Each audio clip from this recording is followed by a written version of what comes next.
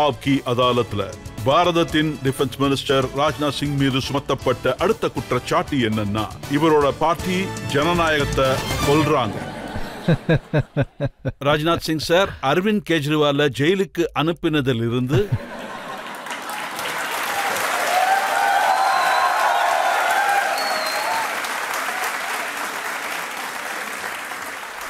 அவங்க பார்ட்டியாடுங்க என்ன சொல்றாங்கன்னா பிஜேபி ஜனநாயகத்தை கொன்னு புதைச்சிடுச்சு. நாங்க ஜெயிலுக்கு அனுப்பல. உங்களுக்கே தெரியும் அது பண்ணது கோர்ட். கோர்ட் அவருக்கு எந்த ரிலீஃபும் கொடுக்கல. எனக்கு தெரிஞ்ச வரைக்கும் அது இன்வெஸ்டிகேஷன் ஏஜென்ட்ஸ் இடி எல்லா டாக்குமெண்ட்ஸை ப்ராப்பரா செக் பண்ணாங்க. அதுக்கப்புறம் தான் அவருக்கு பெயில் கொடுக்க கூடாதுன்னு அவங்க முடிவு பண்ணாங்க. ஆனா அவங்க பார்ட்டி ஆளுங்க என்ன சொல்றாங்கன்னா தேர்தலுக்கு முன்னாடி ஒரு தேர்ந்தெடுக்கப்பட்ட சீஃப் மினிஸ்டரை ஜெயிலுக்கு அனுப்பி பெரிய குற்றம் பண்ணினதா சொல்றாங்க. இந்த கேள்வியை எதுக்காக எங்க கிட்ட கேக்குறீங்க? ஆனா அது உங்க கவர்மெண்ட் தானே? இல்ல, நாங்க ஜெயிலுக்கு அனுப்பலையே. அவருக்கு எதிரா என்கொயரி நடந்துகிட்டு இருந்தது. இடி என்கொயரி பண்ணிக்கிட்டு இருந்தாங்க. அவங்க தான் சார்ஜஸ் போட்டாங்க. எனக்கு தெரிஞ்ச வரைக்கும் கொஞ்சம் டைம் கொடுங்க, நாங்க உங்க கூட பேசணும்னு 9 சம்மன் கூட அனுப்பியிருக்காங்க. இதுல எது உண்மை இல்லைன்னு கேட்டிருக்காங்க. ஆனா அவர் டைமே கொடுக்கல. கோர்ட்டுக்கே போலன்னா அதுக்கப்புறம் என்ன ஆகும்? டைம் கொடுக்கலன்னதும் ஜெயில தூக்கி போட்டீங்க? இல்ல இல்ல, தூக்கிட்டு போனோன்னு நாங்க ஒன்னும் அனுப்பலையே. நாங்க அனுப்பல, நீதிமன்றம் தான் அவருக்கு ரிலீஃப் கொடுக்கல. அபிஷேக் மனு சிங் மிகப்பெரிய வக்கீல், ராஜ்யசபா மெம்பரா இருந்திருக்காரு. உங்களுக்கு அவரை நல்லா தெரியும். அவர் சுப்ரீம் கோர்ட்டுக்கு முன்னாடி சொல்லி இருக்காரு, அரவிந்த் கெஜ்ரிவாலுக்கு ரிலீஃப் கொடுங்க, ஜெயிலேருந்து விட்டுருங்க, இல்லனா எலெக்ஷன் நடக்கிற அந்த நாள் தான் ஓட்டிங்க்கு கடைசி நாளா இருக்கும், எல்லா எதிர்கட்சி ஆளுங்களும் ஜெயில தான் இருப்பாங்கன்னு சொல்றாங்க. எதை பேஸ் பண்ணி அவர் அப்படி சொல்றாரு? என்ன நடக்குது நீங்களே பாருங்க. 2 மாசம் தான் இருக்கு. எனக்கு தெரிஞ்ச வரைக்கும் இந்த குற்றச்சாட்டால அவர் ஏன் கஷ்டப்படுறாரு? இது எனக்கு புரியவே இல்லை. இவங்களும் ஜெயிலுக்கு போயிடுவாங்க. கவர்மெண்ட் ஒன்றும் ஜெயிலுக்கு அனுப்பல.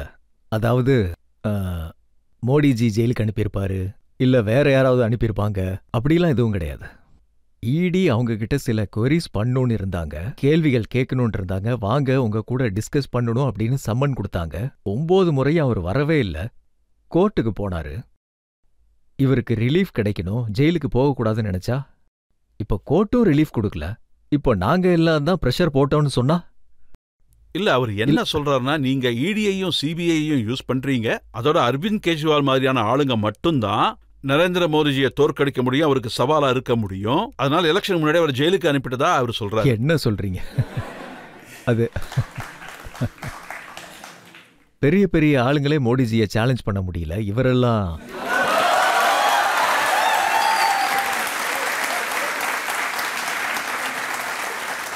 மோடி சாருக்கு இன்னொரு சேலஞ்சரும் இருக்காரு, ராகுல் காந்தி. அவரு அரவிந்த் கெஜ்ரிவால் அரெஸ்ட் ஆனதுக்கு அப்புறம் ட்விட்டர்ல என்ன போட்டாருன்னா, பயந்து போன டிக்டேட்டர் ஜனநாயகத்தை கொல்லணும்னு பாக்குறாரு. இந்த மாதிரி தவறான வார்த்தைகள் எல்லாம் இவங்கள மாதிரி ஆளுங்களா தான் பயன்படுத்த முடியும். ஒரு விஷயம் நான் உறுதியா சொல்லுவேன், வாழ்க்கையில நான் எந்த பிரைம் மினிஸ்டரையும், காங்கிரஸ் பிரைம் மினிஸ்டரா கூட இருக்கட்டும், நான் எப்பவும் யாரையும் இந்த மாதிரி யோசிச்சதே கிடையாது. ஏன்னா எனக்கு தெரிஞ்ச வரைக்கும் பிரதமர் ஒரு இன்ஸ்டிடியூஷன். இந்த மாமனிதனை பத்தி இந்த மாதிரி தவறான வார்த்தைகள் பேசக்கூடாது. அவர் ஒரு இன்ஸ்டிடியூஷன். அவரை பத்தி தவறான வார்த்தைகள் பயன்படுத்தக்கூடாது. டிஃபரன்ஸ் ஆஃப் ஒப்பீனியன் எல்லாருக்கும் இருக்கும். இவங்க தப்பு பண்ணாங்க, இவங்க கரெக்ட் பண்ணாங்க, எல்லாருக்கும் ஒப்பீனியன் இருக்கும். அப்படி பண்ணக்கூடாது. இந்த மாதிரி பண்ணியிருந்தா நல்லா இருக்கும், அது பண்ணியிருந்தா நல்லா இருந்திருக்கும், இந்த மாதிரி வார்த்தைகள் பயன்படுத்தலாம். இந்த மாதிரி தவறான வார்த்தைகளை பயன்படுத்துறது ரொம்ப தப்பு. அதை நான் கண்டம் பண்றேன். அப்படி பேசியிருக்க கூடாது. ஆனா தேர்தலுக்கு முன்னாடி அரவிந்த் கெஜ்ரிவாலை அரெஸ்ட் பண்றது மூலமா பிஜேபிக்கு நஷ்டம்தான் ஏற்படும் உங்களுக்கு தோணவே இல்லையா? அட கடவுளே, நாங்கள அரெஸ்ட் பண்ணோம். எதுக்காக இப்படி சொல்றீங்க ரஜத் சார்? ஏன் அரெஸ்ட் பண்ணணும்னா? ஏன்னா கேஸ் போட்டது இடியும் சிபிஐயும் தான். இன்வெஸ்டிகேஷன் ஏஜென்சிஸ் ரொம்ப வருஷத்துக்கு முன்னாடி இருந்தே இந்த விஷயங்களை பார்த்துக்கிட்டு இருக்காங்க. சில பேர் இதுக்காக 1 வருஷம் 1.5 வருஷத்துக்கு முன்னாடியே ஜெயிலுக்கு போயிட்டாங்க. இது ஒரு கண்டினியூவஸ் ப்ராசஸ் தான். அதனால அவங்க ஜெயிலுக்கு போனாங்க. தேர்தல் வந்துருச்சு, அதனால புடிச்சு போட்டுட்டோம். இது முழு நாட்டுக்கும் தெரியும். வெளியே இருந்து மட்டும் என்ன பண்ண போறாரு?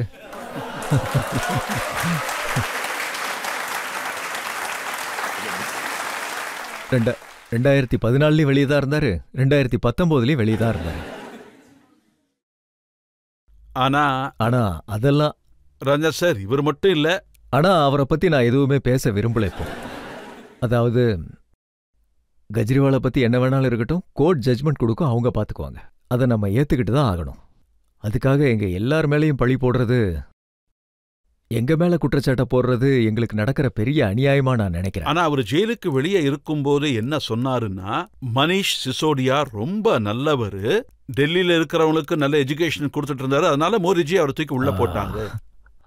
பிரமாதம். எல்லா பார்ட்டியும் ஜெயில தான் இருக்கு. இந்திய அரசியல்ல இருக்கிற பெரிய பிரச்சனையே இதுதான். பல அரசியல் தலைவர்களோட வேர்ட்ஸ் அண்ட் டீட்ஸ், சொல்றதும் செய்யறதும், சொல்றது ஒன்னா இருக்கும், செய்யறது ஒன்னா இருக்கும். இந்தியாவோட அரசியல், இந்திய அரசியல்வாதிகளோட மக்களுக்கு இருந்த நம்பிக்கை கொஞ்சம் கொஞ்சமா போயிருச்சு. அதுக்கப்புறம் உண்மையான மக்களுக்கு நம்பிக்கை கொடுக்கற மாதிரியான பார்ட்டி வந்துச்சு. இதை நான் ரொம்ப பெருமையா சொல்லுவேன். இந்தியாவோட அரசியல்ல மக்களோட நம்பிக்கையில ஜெயிக்கிறதே ஒரு சவாலா எடுத்து பண்ணி காட்டின எங்களோட பார்ட்டி பாரதிய ஜனதா பார்ட்டி தான். நாங்க என்ன சொல்றோமோ அதை பண்ணுவோம். நாங்க ஒன்னு சொல்லி அதை பண்ணாம இருக்கோன்னு ஏதாவது சொல்ல முடியுமா? மோடிஜி மேனிஃபெஸ்டோல என்ன சொல்றாருன்னா, 2014ல நான் தான் party president, Modiji prime minister ஆனாரு. மோடிஜி திரும்ப திரும்ப என்கிட்ட சொன்னாரு, பிரசிடென்ட் சார், இதை பார்த்துக்கங்க, நம்ம ஆட்சிக்கு வந்ததுக்கப்புறம் எதையும் நிறைவேற்றாம மேனிஃபெஸ்டோ எதுவும் இருக்கக்கூடாதுன்னு சொன்னாரு. ஆனா மேனிஃபெஸ்டோல நீங்க ஒரு விஷயம் எழுதவே இல்லையே. எலெக்ஷனுக்கு முன்னாடி ஜார்க்கண்டோட சீஃப் மினிஸ்டரையும் டெல்லியோட சீஃப் மினிஸ்டரையும் ஜெயிலுக்கு அனுப்புவீங்கன்னு சொல்லவே இல்லையே. அதான் சொல்றேன்ல, அதை நாங்க எழுதவே இல்லை. நாங்க அதை எழுதவும் இல்லை, அது எங்களோட வேலையும் கூட இல்லை. என்ன ஜார்க்கண்ட் உங்க மாமியார் வீடு, அங்க என்ன நடக்குதுன்னு உங்களுக்கு நியூஸ் வந்துகிட்டே இருக்கும்ல. இல்ல ஏஜென்சிஸ் அவங்க வேலையை பாக்குறாங்க. ஒருவேளை ஏதாவது தப்பு பண்ணா ஏஜென்சிஸ் ஏதாவது இப்படிப்பட்ட ஒரு இம்ப்ரெஷன் கிரியேட் ஆகுதுன்னு நான் சொல்றேன் சார். அது என்னன்னா, இப்ப நான் சொல்ல போறது எல்லாமே இந்தியன் எக்ஸ்பிரஸோட ரிப்போர்ட்ஸ் தான். இதுல என்ன எழுதியிருக்குன்னா, கடந்த 10 வருஷத்துல இடி 147 முக்கிய பிரமுகர்களை அரெஸ்ட் பண்ணிருக்காங்க. அதுல பாத்தீங்கன்னா 85% எதிர்கட்சி ஆளுங்க மட்டும்தான். எல்லா கரப்ஷனும் எதிர்கட்சியில மட்டும்தான் நடக்குதா? இல்ல நான் என்ன நினைக்கிறேன்னா, மக்களே இன்ட்ராஸ்ட்ரக்ட் பண்ணி ஆகணும். எதுக்காக இந்த மாதிரி குற்றச்சாட்டுகள் போடுறாங்க அப்படின்னு அவங்களும் யோசிக்கணும். இன்னொரு குற்றச்சாட்டு என்னன்னா, ஒருவேளை அவங்க பிஜேபிக்கு வந்துட்டா அதுக்கப்புறம் சார்ஜஸ் டிராப் ஆயிடுது. இல்ல, நீதிமன்றம் அதோட வேலையை பண்ணிக்கிட்டே தான் இருக்கும். யார் அந்த பக்கம் இருக்கட்டும், இந்த பக்கம் இருக்கட்டும், எங்க வேணாலும் இருக்கட்டும். நீங்க என்ன சொல்றீங்கன்னா, அது அஜித் பவாரா இருக்கட்டும், இல்ல அசோக் சவானா இருக்கட்டும், அவங்களுக்கு எதிராக இருக்கிற கேசஸ் எல்லாம் நடந்துகிட்டே இருக்குமா? என்ன வேணாலும் இருக்கட்டும், கோர்ட் அதோட வேலையை பண்ணிக்கிட்டே தான் இருக்கும். இன்வெஸ்டிகேட்டிங் ஏஜென்சிஸ் அவங்க பண்ண வேண்டிய வேலையை பண்ணிக்கிட்டே தான் இருப்பாங்க. ஆனா இன்வெஸ்டிகேஷன் ஏஜென்சிஸ் பண்ற வேலை அரசியல்ல ஒரு இம்பாக்ட கிரியேட் பண்ணும் தானே. டெல்லியில தேர்தல் நடக்க போது, ஒருவேளை கேஜ்ரிவாலுக்கு மக்கள் கிட்ட சிம்பத்தி கிடைச்சிடுமோ அப்படின்னு. யாரு தப்பு பண்றாங்களோ அவங்களோட பொலிட்டிக்கல் கேரியர்ல அதுக்கான அட்வைஸ் இம்பாக்ட் நடக்கும். உங்க பார்ட்டியில இருக்கிற ஒரு சிலர் அரவிந்த் கெஜ்ரிவால் ஒரு வீடியோ ரிலீஸ் பண்ணாங்க. அந்த வீடியோல அவர் என்ன சொல்லியிருக்காருன்னா, ஒருவேளை மனிஷ் சிசோடியா தப்பு பண்ண அவரை ஜெயிலுக்கு அனுப்புங்க, ஒருவேளை நான் தப்பு பண்ணா, நான் கரப்ஷன் பண்ணியிருந்தா என்ன ஜெயிலுக்கு அனுப்புங்க. அது கரெக்டா தானே போயிருக்காரு.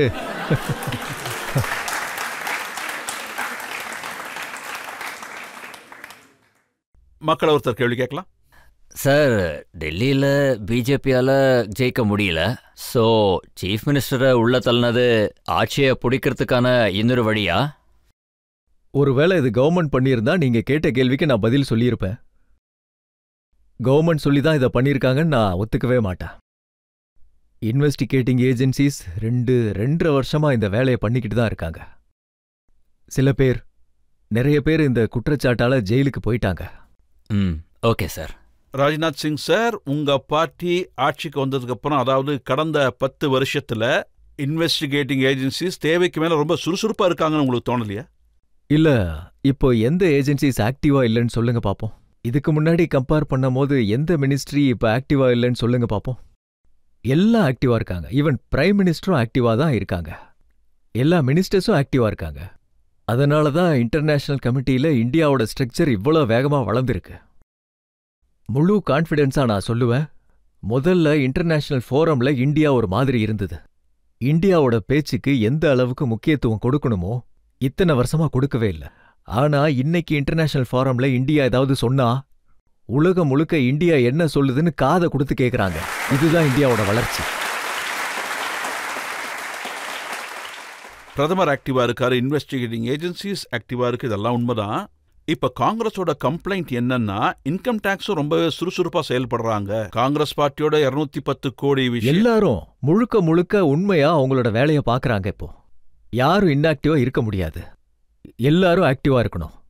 அது பிரசிடென்டா இருக்கட்டும், பிரைம் மினிஸ்டரா இருக்கட்டும், மினிஸ்டரா இருக்கட்டும், பியூரோக்ரேட்ஸா இருக்கட்டும், எல்லாமே ஆக்டிவா இருக்காங்க. எல்லாருமே அவங்கவுங்க பொறுப்புகளை நல்லா பண்ணணும். இன்கம் டாக்ஸ்னால காங்கிரஸ்க்கு என்ன நிலைமை ஏற்பட்டதுன்னு ராகுல் காந்தி சொல்லியிருக்காரு. அவர் என்ன சொல்லியிருக்காருன்னா, எங்க அக்கவுண்ட்ஸை ஃப்ரீஸ் பண்ணிட்டாங்க, எங்க கிட்ட ட்ரெயின் டிக்கெட் வாங்குறதுக்கு கூட காசு இல்ல, எங்க கிட்ட போஸ்டர் ஒட்டுறதுக்கு காசு இல்ல, நான் இருக்கிற நிலைமையில யாருக்கும் 2 ரூபாய் கூட கொடுக்க. அப்படிலாம் இல்ல. இதை நீங்கெல்லாம் நம்புறீங்களா? மக்களே ஒத்துக்க மாட்டேன்றாங்க.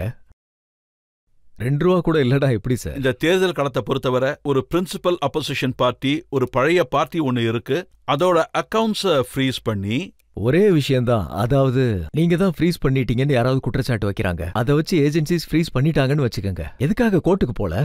லோயர் கோர்ட் இருக்கு, ஹை கோர்ட் இருக்கு, சுப்ரீம் கோர்ட் இருக்கு. ஏன் போகல? போறாங்க, ஆனா ரிலீஃப் கிடைக்க மாட்டேங்குது. என்ன பண்றது? அதுக்கு நான் என்ன பண்ண முடியும்? எங்க கவர்மெண்ட் என்ன பண்ண முடியும்? மோடிஜி என்ன பண்ண முடியும்?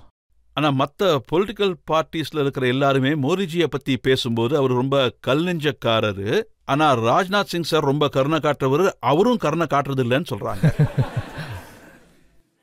எல்லாருக்கும் கருணை காட்டுவன் தான், எல்லாருக்கும் கருணை காட்டுவேன். 2வது விஷயம் என்னன்னா, இத பாருங்க, கரப்ஷனுக்கு வரும்போது சொல்றவங்க என்ன வேணாலும் சொல்லட்டும். மோடிஜி லீடர் ஆகி ஆட்சிக்கு வந்து 10 வருஷம் ஆச்சு. ஆப்போசிஷன்ல இருக்கிற ஒருத்தர் கூட அவங்க கரப்ஷன் பண்ணிட்டாங்கன்னு எந்த மினிஸ்டரை பார்த்தும் யாரும் சொல்ல முடியாது. இதுதான் எங்களோட கவர்மெண்ட். நீங்க காங்கிரஸோட கவர்மெண்ட்ஸையும் முதல்ல பார்த்திருப்பீங்க. நிறைய குற்றச்சாட்டுகள், எந்த குற்றச்சாட்டும் இல்லாத காங்கிரஸை நீங்க பார்த்திருக்கவே முடியாது. இன்னும் சொல்ல போனா எவ்வளவு பெரிய குற்றச்சாட்டுன்னா, அதனால காங்கிரஸ் கவர்மெண்ட்ல இருந்த மினிஸ்டர்ஸும் ஜெயிலுக்கு போக வேண்டியதாயிருச்சு. எதுக்காக அவங்க மினிஸ்டர்ஸை காப்பாத்தல? இப்ப எங்க கிட்ட வந்து நீங்க இவங்களை காப்பாத்துங்கன்றாங்க. கோர்ட் இருக்குல்ல, கோர்ட்டு தான் பனிஷ்மெண்ட் கொடுத்தாங்க. காங்கிரஸ் கவர்மெண்ட் இருக்கும்போதும் அவங்க கவர்மெண்ட் ஆளுங்களுக்கே தண்டனை கொடுத்தாங்க. இன்னைக்கு கோர்ட்டுக்குள்ள இருக்காங்க. ஒருவேளை ஏஜென்சிஸ் ஏதாவது தப்பு பண்ணியிருந்தா கோர்ட் அதுல இன்டர்வென்ட் பண்ணும். தப்பு பண்ணவங்கள கோர்ட்டு தான் உள்ள போட முடியும். கோர்ட்டுக்கு தான் அதுக்கான அத்தாரிட்டி இருக்கு. இதைத்தான் ராகுல் காந்தி தன்னோட பிரஸ் கான்ஃபரன்ஸ்ல கம்ப்ளைண்டா சொன்னாரு. ஜனநாயகத்தை கொல்றாங்க, எங்க அக்கவுண்ட்ஸை ஃப்ரீஸ் பண்றாங்க, மீடியாவை எதுவும் பண்றதில்ல, கோர்ட்டும் இது வரைக்கும் எதுவும் பண்ணல, எல்லாரும் வேடிக்கை பார்த்துட்டு இருக்காங்க. என்ன கதையா இருக்கு? அப்போ கோர்ட் மேலே இப்படி சொன்னா யாராவது கோர்ட்டுக்கு போய் கேஸ் போட்டுருவாங்க. அதோட இன்னொரு விஷயமும் சொல்றாங்க, ஒருவேளை நரேந்திர மோடி இப்படி சொல்லியிருந்தாங்கன்னா கண்டெம்ப்ட் ஆஃப் கோர்ட் அது. ஒருவேளை மோடிஜி 3வது தடவையா தேர்தலில் ஜெயிச்சா அதுக்கப்புறம் நாட்டில் ஜனநாயகத்தோட ஜோலி முடிஞ்சிடும், எப்பவுமே தேர்தல் நடக்காது, எப்பவும் மோடிஜி தான் இருப்பாரு. கான்ஸ்டிடியூஷனோட ப்ரொவிஷன் இருக்கு. ப்ரொவிஷன்ல இருந்து தூரமா போகி அதை தவிர்த்து நாங்க என்ன வேலை பண்ணோம்? ஏதாவது ஒன்ன காட்டுங்க. ஆனா எதிர்க்கட்சி ஆளுங்க என்ன சொல்றாங்கன்னா, கவர்மெண்ட் இந்த சிபிஐ, இடி, இன்கம் டாக்ஸ் இது எல்லாத்தையும் ஆயுதமா பயன்படுத்துறாங்க, எதிரிகளை பயமுறுத்துறாங்க. இது ரொம்ப தவறானது. இது உண்மையே கிடையாது. முழுக்க முழுக்க பொய்யான குற்றச்சாட்டு. நீங்களே போய் கேளுங்க. நீங்க ஒரு பொலிட்டிக்கல் பார்ட்டி, மக்கள் கிட்ட போய் கேளுங்க. மக்களோட நம்பிக்கையை ஜெயிங்க, நம்பிக்கையோட சப்போர்ட்டை ஜெயிச்சுட்டு வாங்க. உங்களால அந்த வேலையை செய்ய முடியல. மக்களோட நம்பிக்கையை அவங்களால வாங்க முடியல. உங்க குறைய மறைக்கிறதுக்காக ஆட்சியில உள்ளவங்க மேல ஒரு பொய்யான குற்றச்சாட்டை நீங்க போட முயற்சி பண்றீங்க. மக்கள் கிட்ட அவங்க சொல்றாங்க, மக்களே நீங்க போடுற ஓட்டெல்லாம் இவிஎம் மூலமா பிஜேபிக்கு மட்டுமே போகுதுன்னு சொல்றாங்க. எந்த மாநிலங்கள்ல அவங்க ஜெயிக்கிறாங்களோ அங்க இவிஎம் கரெக்டா இருக்கும். எந்த மாநிலங்கள்ல அவங்க தோக்குறாங்களோ அங்க இவிஎம்ல பிரச்சனை இருக்கும். என்னது இது? இவங்களை என்ன பண்ணலாம்? நீங்களே முடிவெடுங்க. அப்போசிஷன் இந்த அளவுக்கு பலவீனமானதுக்கு அப்புறம் அவங்க என்ன பண்ணுவாங்க நீங்களே சொல்லுங்களேன். நாட்டில் ஒரு பலமான எதிர்க்கட்சி வேணும்ல. இல்ல, அவருக்கு புரிய வைக்கிறதுக்கான தெம்பு என்கிட்ட இல்ல.